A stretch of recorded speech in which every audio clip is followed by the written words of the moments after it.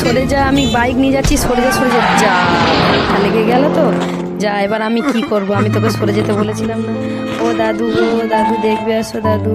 কি হলো রে তোর, কি হলো? দেখো দাদু আমাকে বাইক ধাক্কা মেরে ফেলে দিয়ে। চুপ কর, কাঁদিস না চুপ কর।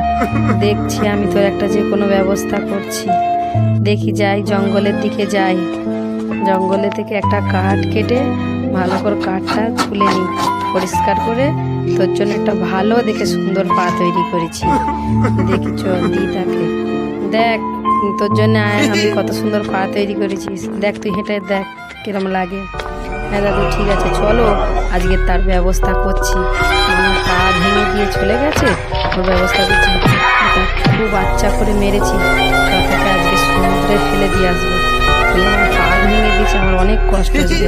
কষ্ট কেমন হয় তুই দেখ, তুই বুঝবি ঠেলা এই ফেলে দিলাম।